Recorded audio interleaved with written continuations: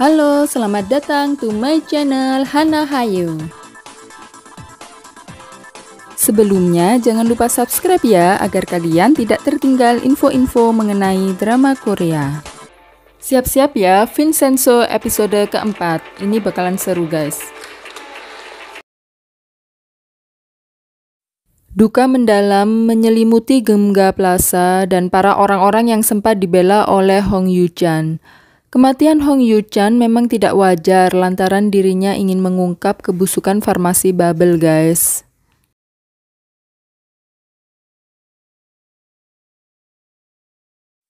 Sementara itu, Vincenzo harus terbaring di rumah sakit hingga 9 hari setelah kematian Hong Yoo-chan. Selama itu, para penghuni Geumga Plaza bingung karena mereka merasa terombang-ambing dan tak punya pembela. Bahkan ada dari mereka yang ragu untuk percaya dengan omongan Vincenzo yang kala itu sempat akan memberikan tempat tinggal secara gratis guys. Di tengah meragukan kepercayaan Vincenzo, An Ki-seok yang merupakan mata-mata NIS memberi pembelaan untuk Vincenzo. Ia menceritakan bahwa sebenarnya Vincenzo baik dan ia mau membantu memasang karpet pemanas di kuil serta membantu memberantas pemuda-pemuda di bawah umur yang merokok. Di sisi lain, Hong Cha-young merasa sangat terpukul atas kematian sang ayah. Apalagi nama Hong Yoo-chan tercoreng karena fitnah yang dibuat oleh pihak Bubble dan Woo-sang guys. Kini, Cha-young hanya berharap kepada Vincenzo untuk membantu mencari kebenarannya. Vincenzo mendengar suara Cha-young yang merengek kepadanya. Dia berpura-pura masih tak sadarkan diri guys. Padahal dia sudah sadar dari kemarin. Sejak saat itu, Vincenzo dan Cha-young mulai dekat.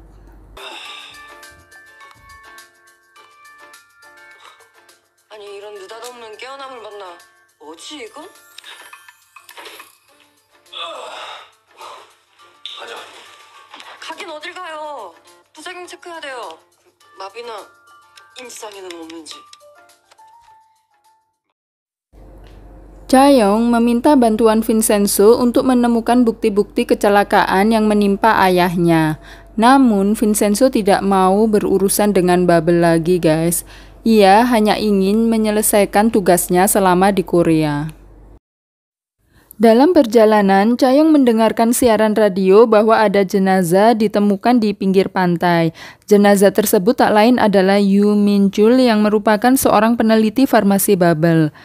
Yang saat-saat terakhir hidupnya dia bersedia menjadi saksi Yoo-chan. Tak lama kemudian, Hong Cha-young akhirnya mengundurkan diri dari perusahaan Woo-sang. Ia menyerahkan semua hak-hak yang telah diberikan Woo-sang kepadanya. Tanpa berpikir panjang, ia akhirnya membuka kantor Jipuragi kembali dan menetapkan sebagai tempat kerjanya. Vincenzo tahu siapa pelaku di balik kecelakaan yang menimpanya. Ia tak tinggal diam guys. Vincenzo pun akhirnya meneror Jang Han-seo, pemimpin Bubble. Tapi sepertinya dia bukan pemimpin Bubble sesungguhnya guys. Vincenzo meletakkan puluhan jarum suntik berisi darah di bantalnya.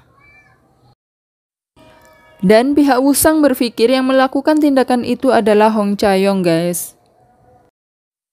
Tentunya Cha-young ditahan di kantor polisi meski tak ada bukti yang kuat. Mendengar kabar itu, Vincenzo awalnya tidak mau membantu Cha-young. Dirinya yakin bahwa Cha-young perempuan yang berani dan bisa lolos dari fitnah tersebut.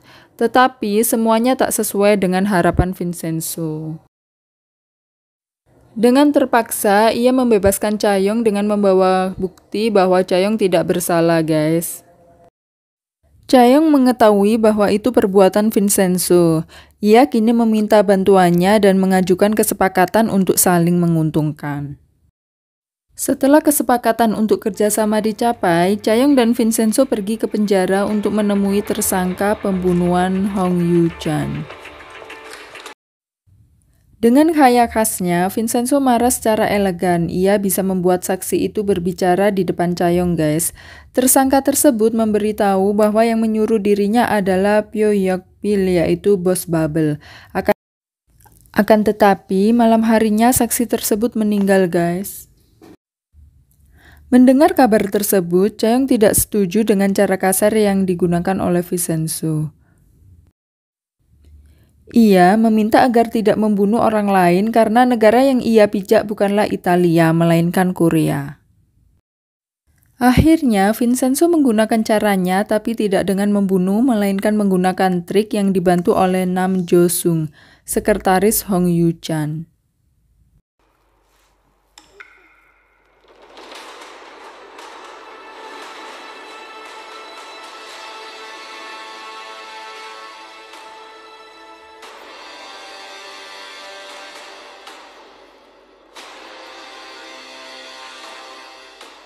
변사님, 총 조심해요. Ini adalah trik Vincenzo, guys. Mereka tidak ditembak beneran, tapi memakai trik darah dari Nam Jo-sung. Kalau menurut saya sih ini adegan terkeren di episode 4 ini, guys.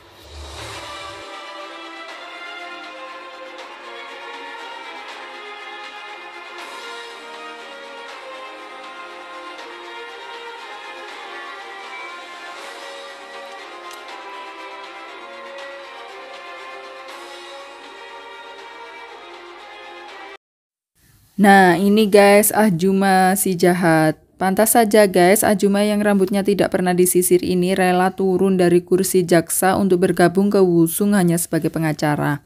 Ternyata ia tangan kanan dari Jang Han-soo. Vincenzo meneror Choi Myung-hee, Ahjuma itu guys.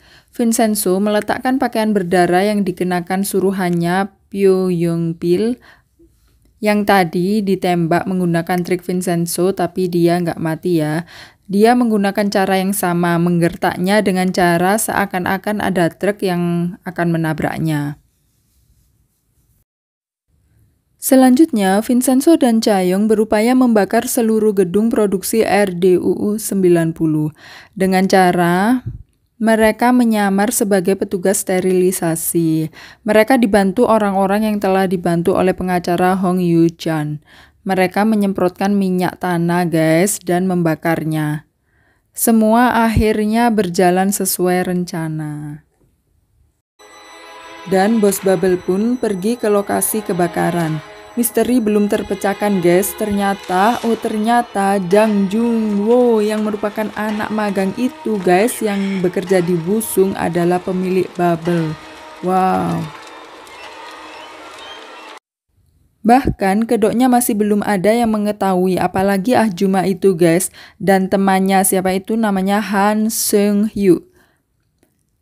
Di episode mendatang, pihak Woo-sung mengetahui bahwa dalang dibalik teror itu adalah Vincenzo. Apa yang akan dilakukan pihak Woo-sung dan Bubble kepada Vincenzo? Saksikan terus episode kelima guys, minggu depan. Bye! See you, jangan lupa subscribe ya.